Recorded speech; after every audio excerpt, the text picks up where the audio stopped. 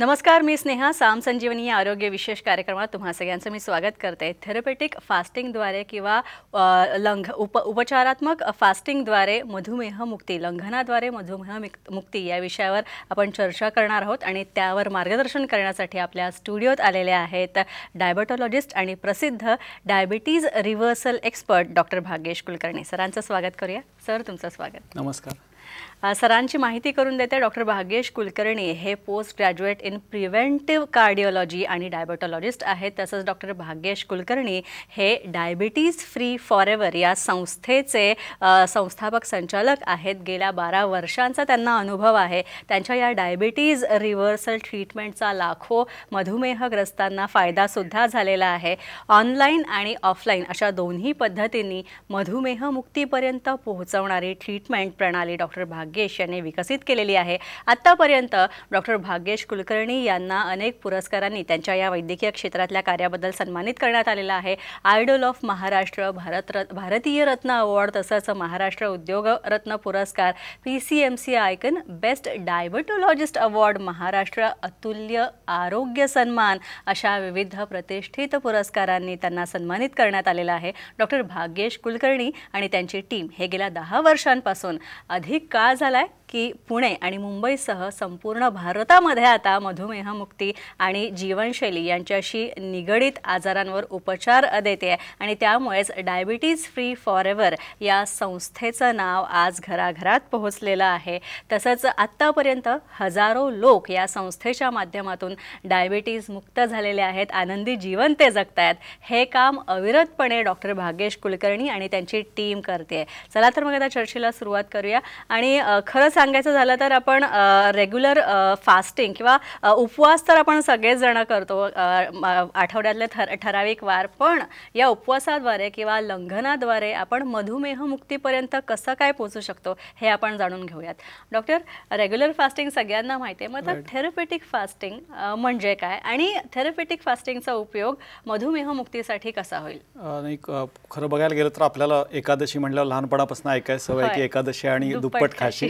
तर ही एकादशी या पद्धतीची नसती. पहिली गोष्ट, या एकादशीत आपल्याला किंवा या उपवासामध्ये खायला पण मिळतं, पण बेसिकली उपवासाची कन्सेप्ट ही तसं बघायला गेलं तर आपल्या एन्शंट सायन्समध्ये म्हणजे अगदी आयुर्वेदापासून सगळ्या रिलिजन्समध्ये बघितलं तर उपवासाला खूप महत्त्व दिलं आहे. कारण उपवास हा एक शरीराला विश्रांती देण्याचा प्रकार आहे.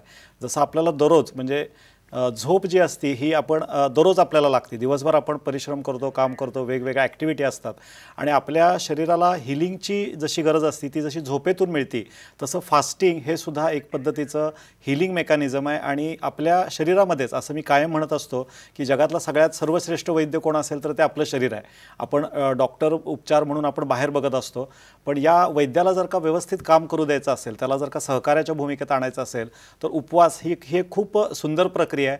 ती जर का आपण सायंटिफिकली समजून घेतली आणि हळूहळू जर का आपण ती आपल्या उपचारामध्ये आणली तर मधुमेहच नाही तर अगदी कॅन्सरपर्यंतचे आजारसुद्धा या उपचार प्रणालीने बरे झालेले बघायला मिळालेले आहेत आणि खूप सारे एक्झाम्पल्स देता येतील. अच्छा डॉक्टर, थेरपेटिक फास्टिंग किंवा उपचारात्मक लंघन, उपचारात्मक उपवास याद्वारे आपल्याला फायदा नक्की शरीराला काय होतो? उपचारात्मक उपवासामध्ये सगळ्यात जो मोठा फायदा शरीराला मिळतो ती म्हणजे हिलिंगला शरीराला वेळ मिळतो. आपल्याला अनफॉर्च्युनेटली काय झालं आहे की जुन्या काळामध्ये म्हणजे किंवा लाईटचं उगम तसं बघायला गेलं तर किंवा संशोधन बघायला गेलं तर 1910-1906च्या दरम्यान झालं. 1940पर्यंत भारतासारख्या ठिकाणी किंवा इथं लाईटच नव्हते. त्यामुळे सकाळी लोकांचं जीवन सुरू व्हायचं 7:30-8 वाजता. घरात ती गृहिणी पाणी वगैरे भरायची आणि मग 10 वाजता जेवण केलं जायचं, फ्रेश जेवण मिळायचं आणि संध्याकाळी सूर्य मावळायच्या आतमध्ये संध्याकाळचं जेवण असायचं. त्यामुळे त्यावेळेला फास्टिंग करायला वेगळा काही असं हे करावं लागायचं आणि ॲटोमॅटिकली ती गोष्ट निसर्गात व्हायची. आता काय झालेलं आहे की सकाळी उठल्यापासून रात्रीपर्यंत आपल्याला खूप सारी आयुधं आहेत. म्हणजे आपल्याकडं फ्रीज आहे, ओव्हन आहे आणि माणसाला कसं झालेलं आहे की खात राहणं एवढी एकच गोष्ट माहीत झाली. पण ॲक्च्युली शरीराला 2 कामं असतात. एक, खाल्लेलं अन्न पचवून त्याची एनर्जी तयार करणं आणि शरीरामध्ये कुठं टॉक्सिन्स असतील, घाण असेल, व्याधी असेल तर ती दूर करणं. हे जे दूर करण्याचं जे काम आहे ते आपल्या शरीरात प्राणशक्ती करत असते. अनफॉर्च्युनेटली आजच्या धकाधकीच्या जीवनात आपण या प्राणशक्तीला वेळच देत नाही. आपण फक्त खातोय आणि ते पचवणं एवढं एकच काम शरीराकडे राहतंय. त्यामुळे जी डेब्रिज साफ करायला पाहिजे, जसं आपल्या दररोज शरीरामधली किंवा घरामधली आपल्या घाण बाहेर टाकणं गरजेचं आहे, ही प्रक्रिया अनफॉर्च्युनेटली होत नाही. त्यामुळे ती टॉक्सिन्स शरीरात साठत राहतात. उपवासाद्वारे या प्राणशक्तीला आपण जागृत करतो आणि ती आपल्याला मधुमेहच नाही तर इतर बऱ्याच आजारांवर नियंत्रण मिळवण्यासाठी मदत करते. अच्छा डॉक्टर, असे आणखी कोणकोणते आजार आहेत ज्यात थेरपेटिक फास्टिंगचा उपयोग होतो? म्हणजे तुम्ही रादर हा प्रश्न थोडा उलटा विचारायला पाहिजे की कुठला असा आजार नाही आहे की ज्याच्यामध्ये हे होत नाही. आणि ही काही फार मोठी गोष्ट नाही आहे. तुम्ही जर का आजूबाजूला बघितलं तर कुठल्या प्राण्याला असं डॉक्टरांकडे जावं लागत नाही. कुठलाही प्राणी किंवा एखादा आपल्याकडे डॉगी असतो, आपलं पेट बघितलं तर त्याचं जेव्हा तब्येत बिघडते त्यावेळेला तो म्हणजे कुठल्याच अन्नाला पण इव्हन पाण्याला पण तो स्पर्श करत नाही. त्या प्राण्यांना सुद्धा माहिती आहे की आपल्याला जर का तब्येत बिघडली असेल ना तर आपण 2-3 दिवस काही खायचं नाहीये. इव्हन लहान मुलांच्या मध्ये पण जर का आपण बघितलं तर लहान मुलं सुद्धा किंवा आपण सुद्धा जेव्हा आजारी असतो त्यावेळेला आपली खाण्यावर जास्त इच्छा नसते. आपण अगदी थोडेसे फ्रूट्स खातो किंवा थोडंसं कमी खाण्याचा प्रयत्न करतो. सो उपासाचा फायदा हा फक्त आजारी लोकांनाच नाही आहे, तर ज्याला कुणाला निरोगी राहायचं आहे त्यानं सुद्धा कमीत कमी दिवसभरामध्ये 12 तासाचा तरी मिनिमम त्यानं उपवास केला पाहिजे. हे मी आवर्जून सांगतो की अगदी तुमच्या बेसिक सर्दी खोकल्यापासून ते कॅन्सरपर्यंत सगळ्या आजारांमध्ये फास्टिंगचं हे दिसून आलेलं आहे, म्हणजे फायदा दिसून आलेला आहे. आणि मधुमेहाला तर खूपच चांगला फायदा होतो. अच्छा, आता मधुमेहींना फायदा होतो म्हणजे एकतर खरं तर डॉक्टर मधुमेहींनी वेळेवर जेवणं गरजेचं असतं, त्यांची औषधं वेळेवर पोटात जाणं गरजेचं आहे. पण थेरपेटिक फास्टिंग करताना तेही मधुमेहग्रस्तांनी त्यांनी काय काळजी घ्यावी? म्हणजे खूप छान प्रश्न तुम्ही विचारलात की मधुमेहाला मध्ये तर आम्ही जेव्हा पेशंट्सना पहिल्यांदा बोलतो की तुम्हाला आता 12 तास 16 तास 24 तास तर त्यांना अगदी गलबून येते. म्हणजे डॉक्टर आम्ही गोळ्या घेणार आहे, आम्ही औषध घेणार, आम्हाला तर सांगितलेलं की 2-2 तासांनी खात राहिलं, तुम्ही हे काय सांगताय? तर ॲक्च्युली मधुमेहामध्ये तर खूप मोठा फायदा ह्याच्यामध्ये होतो. फक्त ते सायंटिफिकली करणं गरजेचं आहे. तुमच्या कशा पद्धतीनं तुम्ही त्या वेळा सांभाळताय, तुमच्या गोळ्या औषधांचे डोस कशा पद्धतीनं चेंज करायचे आहेत, हे डॉक्टरांच्या देखरेखीखाली तुम्ही हा उपवास करायचा असतो. आणि एका दिवसातच मी एकदम 16 तास किंवा 20 तास फास्टिंग नसतं. 8 तास 12 तास 16 तास असं आपण हळूहळू ते वाढवत नाही. तो बेसिकली डायबिटीसमध्ये जी आपल्या शरीरातली जी एक्स्ट्रा साखर असते ती जर का माझ्या शरीराने वापरली नाही किंवा डायबिटीसमध्ये ती वापरता येत नाही, ती सगळी फॅटमध्ये कन्वर्ट झालेली असते. जेव्हा आम्ही उपचारात्मक किंवा थेरपॅटिक फास्टिंग करतो त्यावेळेला हे फॅट वापरलं जातं. It just like saving account. आपल्या शरीरामध्ये जी एक्स्ट्रा चरबी आहे, जे एक्स्ट्रा फॅट आहे, हे सेव्हिंग अकाउंटसारखं काम करतं. आपण सेव्हिंग अकाउंटला कधी हात लावतो बँकेतल्या, ज्या वेळेला आपला इन्कम कमी होतं किंवा आपला इन्कमपेक्षा खर्च वाढतो. तर फास्टिंग करणं हे इन्कम कमी केल्यासारखं आहे. आपल्या शरीराला तेवढ्या प्रमाणात कार्बोहायड्रेट मिळत नाही, त्यामुळं आपल्या शरीरातली चरबी घटायला सुरुवात होती, जी आपल्या शरीरात इन्शुलिन रेझिस्टन्स वाढवत असते आणि जी आपला डायबिटीस वेगाने वाढवत असते. सो फास्टिंगच्या द्वारे हा इन्शुलिन रेझिस्टन्स वेगाने कमी होतो. इन्शुलिन रेझिस्टन्स वेगाने कमी झाला की लिव्हरचं मेटाबॉलिझम सुधारतं आणि डायबिटीस नियंत्रणात यायला लागतो. त्यामुळे माझं तर प्रत्येक मधुमेहाला सल्ला असतो त्याने थेरपॅटिक फास्टिंग शिकून घ्यावं आणि बिनदिक्कत ते फास्टिंग त्यानं करावं. अच्छा, याचे काही प्रकार आहेत का? थेरपॅटिक फास्टिंगचे प्रकार, त्याबद्दल थोडंसं सांगा. थेरपॅटिक फास्टिंग तसं बघायला गेलं तर आपण सगळेजणच म्हणजे झोपेत मला वाटते आपण काही खात नाही. दररोजचे 7 ते 8 तासाचं फास्टिंग आपण इझिली करतो. तर हा पहिला प्रकार की 8 तास फास्टिंग कंपल्सरी आपण केलं पाहिजे. त्याच्या पुढचा प्रकार येतो 12 आवर्स. 12 आवर्समध्ये एक मिनी मील असतं आणि 2 मेजर मील. हे पण आपल्या सगळ्यांना माहिती आहे. सकाळचा लाईट ब्रेकफास्ट घ्यायचा, दुपारचं जेवण, रात्रीचं जेवण, हे आपण सगळ्यांनीच केलं पाहिजे. म्हणजे रात्रीचं जेवण मी 7:30, 8, 9 पर्यंत घेतल्यानंतर तिथून पुढे मिनिमम 12 तास तरी आपण ते शरीराला अन्न पचवण्यासाठी वेळ दिला पाहिजे. हे 12 तासाचं फास्टिंग इच अँड एव्हरीवन, ज्याला कुणाला निरोगी राहायचं आहे. आणि तुम्ही बघितलं असेल जी लोक दीर्घायुष्य आहेत, आता आपल्या जुन्या काळातली 90-100, तर ते रात्रीचं जेवण एकदम कमी असायचं. 7-7:30 वाजता ते जेवण करून झोपून टाकायचे आणि दुसऱ्या दिवशी त्यांचं 9:30-10 वाजता तोपर्यंत ते फक्त पाणी घेणार. सो हा दुसरा प्रकार आहे 12 आवर्स फास्टिंग. त्याच्या पुढचा येतो तो 16 आवर. हे पण 16 आवर फास्टिंगमध्ये तुम्ही 12 तास फास्टिंग आणि या 4 तासामध्ये पुढच्या जे 4 तास आहेत त्या 4 तासामध्ये तुम्ही एकदम हलकं, म्हणजे ज्याच्यामध्ये आम्ही स्मूदी रेकमेंड करतो किंवा मोड आलेली कडधान्य किंवा फळं, म्हणजे तुमचा आणि गॅसचा संबंध आला नाही पाहिजे. म्हणजे ब्रेकफास्ट आपल्याला सांगण्यात आलेलं आहे, हे वेस्टर्न कल्चर आहे ॲक्च्युली. ब्रेकफास्टमध्ये पण तुम्ही वर्ड बघितला तर ब्रेकफास्ट, तर ब्रेकफास्ट कधी करायचा, मी फास्ट केला असेल तर आजचा प्रॉब्लेम काय लोकांना की रात्रीचं जेवण मी 9:30-10 वाजता गेलेलं आहे, ते माझं पचलेलंच नाहीये, तोपर्यंत मी पुढचं अन्न पोटात टाकतोय. तो ब्रेकफास्ट तुम्हाला उपयोगाचा नाही ठरत, तो the breakfast will break you fast असा प्रॉब्लेम झालाय. So breakfast is a myth. Breakfast ही आपली कल्चर नाहीये. ब्रेकफास्ट हे वेस्टर्न कल्चर आपल्याकडं आलेलं आहे आणि ब्रेकफास्टची आपल्या शरीराला तशी गरज नसती. आणि त्याच्या पुढचा जो प्रकार येतो दॅट इज 24 आवर फास्टिंग, 24 तास, म्हणजे ज्याच्यामध्ये फक्त आपण ज्युसेसवरती राहायचं. जसं 6 दिवस आपण काम केलं की 1 दिवस आपल्याला सुट्टीची गरज असते, तसं आपल्या डायजेस्टिव्ह सिस्टीमला जर का आपण 1 दिवस सुट्टी दिली आणि फक्त नारळाचं पाणी, संत्र मोसंब्याचं ज्यूस, आता नवरात्रीत पण बघितलं असेल की आपण फळांवर राहतो किंवा एकच वेळेला आपण मील घेतो. इनफॅक्ट खूप छान वाटतं नवरात्रीमध्ये. मी बऱ्याच लेडीजना पण हे सांगतो की तुम्ही करा याच्यामध्ये, की ॲक्च्युली 4-5 किलो वजन पण त्याच्यात कित्येक लोकांचं कमी होतं आणि वेगवेगळ्या भाज्यांच्या टेस्ट आपण त्यात घेतो. आणि एकदाच खाण्याचं काय महत्त्व आहे आपल्याला, ते फूडचं सुद्धा ग्रॅटिट्यूड किंवा फूडचं महत्त्व कळतं. आज कसं आहे, आपण घड्याळाच्या काट्याकडे बघून किंवा बऱ्याच वेळा इमोशनल इटिंग करतो. काही काम नाही आहे ना, चला आपण खाऊया. टीव्ही बघताना पण खातो आपण, म्हणजे झोपायची वेळ काहीतरी हवं असतं. तर हे कुठंतरी थोडंसं कमी केलं पाहिजे. खरोखर भूक लागली असेल आणि शरीराला जेवढं गरजेचं आहे तेवढं जर का आपण अन्न दिलं तर आपण दीर्घायुषी पण होऊ शकतो आणि रोगमुक्त पण होऊ शकतो. हे प्रकार आहेत. नक्कीच.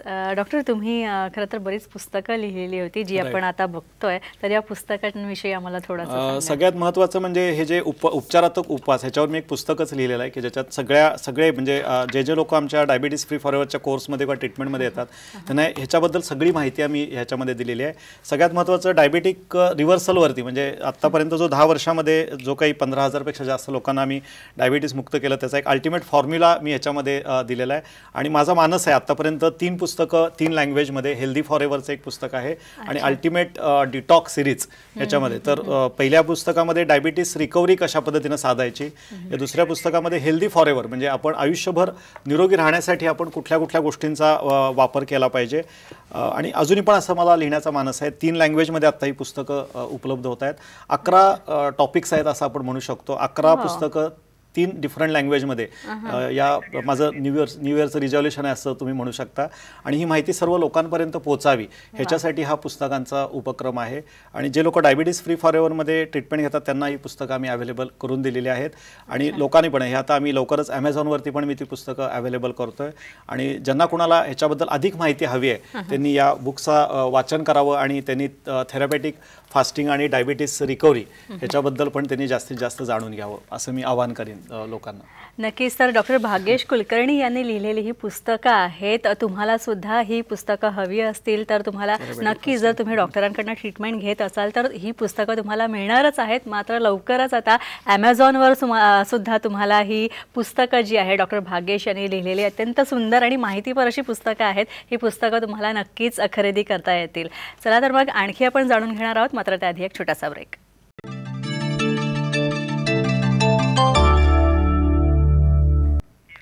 ब्रेक नंतर आपलं स्वागत. साम संजीवनीमध्ये डॉक्टर भाग्येश कुलकर्णी आपल्यासोबत आहेत. डॉक्टर, तुम्ही मगाशी ज्यूस फास्टिंगचा उल्लेख केला, तर हे काय आहे आणि याचा कितपत उपयोग होईल? त्याला आम्ही ज्यूस फास्टिंग म्हणत नाही. It's actually we called it as a juice feasting. म्हणजे हा एक सेलिब्रेशनचा एक काय म्हणू शकतो, एक सेलिब्रेशनची अपॉर्च्युनिटी असते आमच्या डायबिटिक पेशंट्सना. सुरुवातीला खूप जास्त अँझायटी असते, अरे बापरे दिवसभर फक्त पाण्यावर राहायचं किंवा नारळ पाण्यावर कसं मला जमणार. तर त्या दिवशी आम्ही त्यांना सांगतो की एकदा तुमचा माइंडसेट झाला की तुम्ही 8 तास 12 तास 16 तासाचं प्रिपरेशन तुम्ही करू शकलात की साधारण आमच्या ट्रीटमेंटच्या कोर्समध्ये 4थ्या किंवा 5व्या महिन्यात हा ज्यूस फिस्टिंग प्रकार येतो. आणि सकाळपासून संध्याकाळपर्यंत वेगवेगळ्या कलरफुल डिलाइट्सवरती, म्हणजे सकाळी तुम्ही ग्रीन स्मूदी असती, नंतर छान ABC ज्यूस असतं, मग तुम्हाला व्हाईट ज्यूस आम्ही सांगतो, दुपारच्या वेळेला काकडीचे आणि आपल्या ओल्या खोबऱ्याची छान स्मूदी असती, आणि संध्याकाळच्या वेळेला सूप्स असतं किंवा मिलेट्सची खिचडी किंवा ज्याला आपण सोजी म्हणतो, एकदम पातळ. दिवसभर एकदम हलका. दर 2 तासांनी तुम्हाला वेगवेगळ्या पद्धतीचे फिस्टिंग करणारे, ज्याच्यात फायबर पण भरपूर असतं, ज्याच्यात पाणी पण भरपूर असतं. आणि सगळ्यात जास्त बेस्ट पार्ट ह्याच्यामध्ये काय असतो की त्या दिवशी कुठलंच गोळी औषध घ्यायचं नसतं. गोळी औषध न घेता आपण दिवसभर कुठलंही ग्रेन न खाता आपल्याला जवळपास म्हणजे 24 तासापर्यंत आपण खूप आनंदात राहू शकतो. ती मनाची अँझायटी असते, मी काही खात नाही, मी खात नाही आहे. आणि पहिले 1-2 करताना मधुमेहींच्या मनात ती धाकधूक असते, पण दुसऱ्या दिवशी त्यांच्यामध्ये जो उत्साह आणि जे चैतन्य संचारतं ते खूप त्यांना सुखावणार असतं. आणि हा जो 24 आवर फास्टिंग आहे हे पहिल्यांदा 1 दिवसापर्यंत आम्ही हे करतो, नंतर ते 3 दिवसापर्यंत असतं. आणि आमच्या काही मधुमेहमुक्त होणाऱ्या रुग्णांनी 5 दिवसापर्यंत आणि काही जणांनी 7 दिवसांपर्यंत हे केलेलं आहे ज्यूस फिस्टिंग. आणि त्यातला 1 दिवस असा असतो ज्याला आम्ही वॉटर फास्ट म्हणतो. त्याच्या दिवशी सकाळपासून संध्याकाळपर्यंत फक्त ॲक्च्युली पाण्यावर राहायचं असतं. आणि म्हणजे लोकांना वाटतं आपली एनर्जी डाऊन होईल, हे होईल. तर आमच्याकडे काही असे बरे झालेले लोक आहेत, म्हणजे योगेश पाटील म्हणून आमच्या जुलै 2022 बॅचचे. त्यांनी त्या दिवशी क्रिकेटची मॅच खेळली होती, 6 त्यांची काय नुसते म्हणजे हे होते, आणि त्यांनी त्याचे फोटो पोस्ट केले होते. अमेझिंग वाटलं मला. आणि मी स्वतः पण ह्या सगळे फास्टिंगचे जे आहेत मी स्वतः पण पेशंटच्या बरोबर करतो, आणि खूप अमेझिंग हे असतं. आमचे व्हॉट्सअप ग्रुप्स आमचे असतात, त्याच्यामध्ये 500-500 लोक असतात, आणि एकाच वेळेला घरी बसून लोक स्वतः आणि फॅमिलीवर एन्जॉय करतात. आणि ते वेगवेगळ्या ज्यूस, संध्याकाळच्या सेलिब्रेशन ज्यूस असतो, मे महिन्यात आम्ही केलं होतं. तर त्यावेळेला जो तुमचा जो ज्यूस फास्टिंग सोडायचा असतं आपण म्हणतो, त्यावेळेला त्यांना आम्ही मँगो स्मूदी बनवायला सांगतो. आणि तो जो असतो ती एवढी यमी लागते की घरातली अगदी लहान मुलं सुद्धा ते एन्जॉय करतात. आणि दे आर वेटिंग की कधी DFFचं ज्यूस फिस्टिंगचं हे येणार. आणि मे महिन्यात आपण हे करतो, आणि आता दिवाळीनंतर आपण लगेच कंडक्ट करणार आहोत, कारण फेस्टिव्ह नंतर जरा लोकांचं वजन वगैरे पण वाढलेलं असतं. तर अशा 5 ते 7 दिवसाचं ज्यूस फिस्टिंग आपण जर का केलं तर तुमचा 3 ते 5 किलोपर्यंत वेट लॉस होतो, आणि शुगरसुद्धा 5 दिवसात नॉर्मल आलेलं आहे, ह्याच्यामध्ये आम्ही बघितलेल्या आहेत गोळ्या औषधांशिवाय.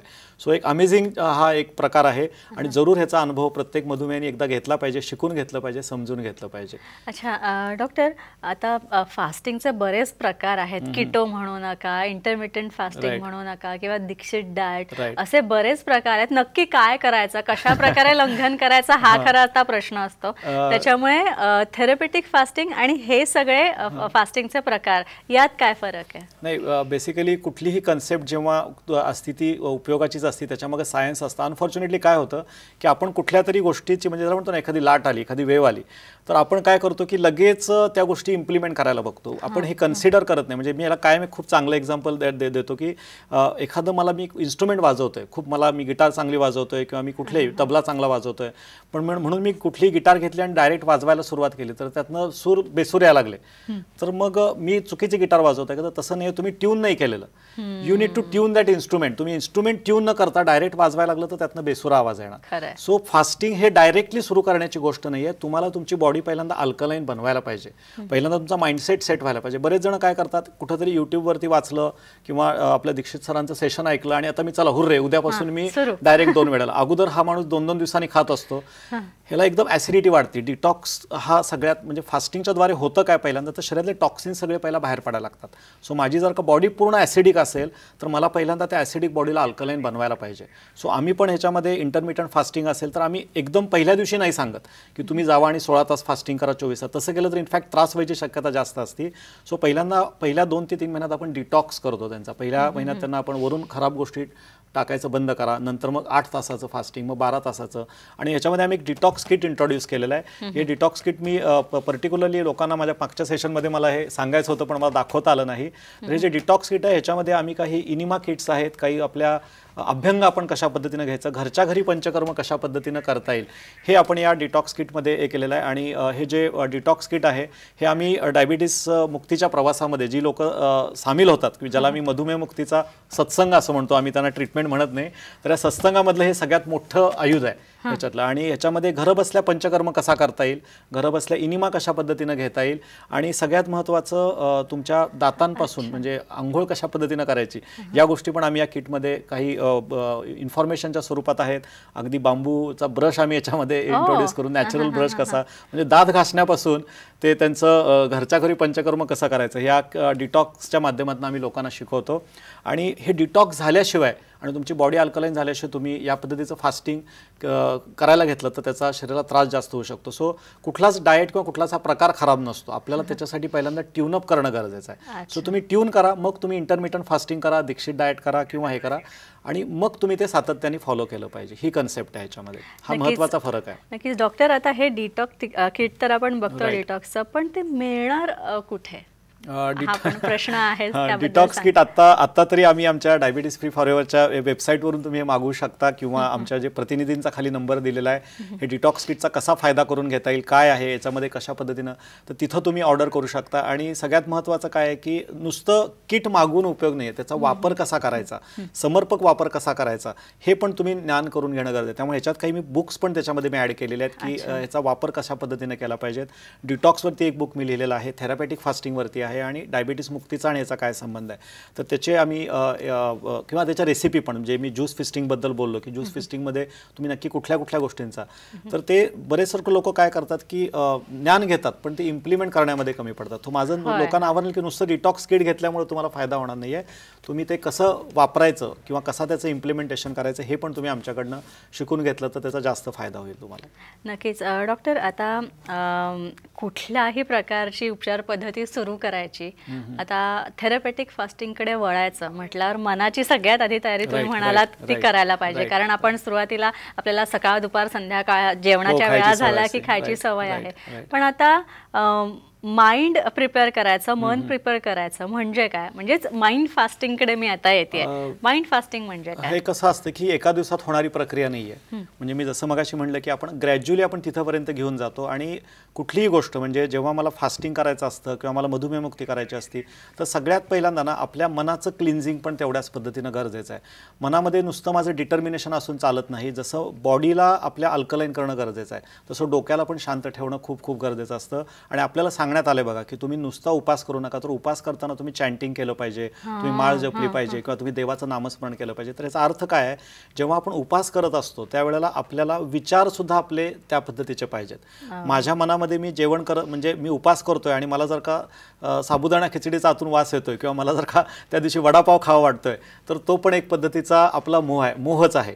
सो बेसिकली उपचार जेव्हा आपण उपासाद्वारे करतो तर आपण काय शिकत असतो, तर आपण संयम कसा स्वतःवरती ठेवायचा. कारण संयम आणि डिसिप्लिन हे जे दोन गुण आहेत, हे मन कसं असतं, मन भरकटणार असतं, मन एका ठिकाणून दुसऱ्या ठिकाणी उड्या मारत असतं. आणि अनफॉर्च्युनेटली ज्याला आयुर्वेदामध्ये खूप छान नाव आहे प्रज्ञापराध, म्हणजे आपली बुद्धी आपल्याला एक सांगत असते पण आपल्याकडनं तो वारंवार अपराध होत असतो. आपण आपलं ते विजडम आपण कुठेतरी गमावलेलं असतं आणि कळत असून सुद्धा आपण तिकडच्या त्या गोष्टी परत परत करत असतो. तर त्याच्यावरती उपचार करण्यासाठी आयुर्वेदात खूप छान सांगितलेलं आहे. हा प्रज्ञापराध जर का तुम्हाला टाळायचा असेल तर तुम्ही उपचार जो आहे तो उपवास, लंघन कुठल्या ह्याच्यामध्ये, आणि तुम्ही कुठलंही रिलिजन बघा, म्हणजे बाकीच्या रिलिजन्समध्ये खूप सारे धर्माधर्मामध्ये भेदभाव असतील किंवा वेगवेगळे विचार, पण उपास ही एकमेव अशी गोष्ट आहे की जी आपल्याला मुक्तीपर्यंत घेऊन जाऊ शकते असं सांगण्यात आलेलं आहे. सो मधुमेह मुक्ती सुद्धा उपवासातूनच सुरू होती.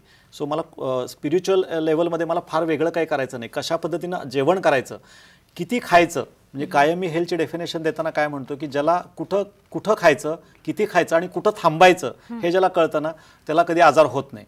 आणि आपल्याला हे सांगण्यात आलेलं आहे की आपल्या पोटाचे 4 कप्पे आहेत, 1 कप्पा आपण मोकळा ठेवला पाहिजे. हे खूप अगोदरपासून आपल्याला सांगण्यात आलेलं आहे. 2016-2017 मध्ये या सायन्सला ॲटोफेजी सायन्स आणि उपचारात्मक उपवासाला नोबेल पारितोषिक मिळालं जॅपनीज सायंटिस्टनी. पण तसं बघितलं तर आपल्या रामचरितमानसमध्ये हजारो वर्षापूर्वी सांगितलेलं आहे की लंघनम परम औषधम. श्रीरामांना विचारलं होतं तुम्ही 14 वर्ष वनवासात होता, तुम्ही काय खाल्लं, तर पुष्पम फलम तोयम हे तिने उत्तर दिलं. आणि तुम्हाला आजारी पडलात हे केलं तर तुम्ही काय करायचं, तर प्रभू श्रीरामचंद्रांनी हे सांगितलेलं आहे लंघनम परम औषधम. आणि आत्ता त्याला आपल्याला नोबेल पारितोषिक मिळालं, आपल्याला ते वेगवेगळ्या गोंडस नावांच्या खाली येते. तर हे आपलं सायन्स आहे, आपल्या सगळ्या गोष्टी आहेत. त्याचा बघण्याचा दृष्टिकोन जर का आपण बदलला आणि त्याला जर का पॉझिटिव्हली घेतलं तर थेरपेटिक फास्टिंग सारखं सुरेख उपचार कुठला नाही आणि ह्याला कॉस्ट काहीच नाही आहे. म्हणजे ह्याला पैसा लागत नाही, ह्याला वेळ लागत नाही. आणि आमच्या कोर्समध्ये गृहिणी हा प्रोटोकॉल आला की खूप खुश असतात. 12 वाजेपर्यंत काही करायचंच नाहीये, स्वयंपाकच करायचा नाहीये. सो त्या लोकांच्या दृष्टीनं पण एक खूप आनंददायी प्रक्रिया असते. नक्कीच. तर तुम्हाला सुद्धा डायबिटीज मुक्त व्हायचं असेल तर थेरपेटिक फास्टिंग सारख्या हटके आणि तितक्याच प्रभावी आणि तितक्याच वैज्ञानिक स्वरूपाच्या सायंटिफिकली प्रूव्हन झालेल्या या सगळ्या टेक्निक्स आहेत, या तुम्हाला डॉक्टर भाग्येश यांच्याकडे मिळतील. तसंच डॉक्टर भाग्येश यांच्या क्लिनिकमध्ये डायबिटीज फ्री फॉर एव्हर हे त्यांचं क्लिनिक आहे, ही त्यांची संस्था आहे. यात तुम्हाला अत्यंत प्रभावीरित्या मधुमेहावर मात करण्यासाठी प्रभावी उपचार पद्धती मिळतील. आणि त्यासाठी तुम्ही डॉक्टरांचा नंबर जो आहे, संपर्क क्रमांक तुम्ही टिपून घ्या. त्या आधारे तुम्ही अपॉइंटमेंट घेऊ शकता आणि डॉक्टरांना भेटू शकता आणि मधुमेह मुक्त जीवन जगू शकता. डॉक्टर, तुम्ही इथे आलात त्यासाठी खूप खूप आभार. थँक्यू. धन्यवाद. यानंतर इथेच थांबतोय. नमस्कार.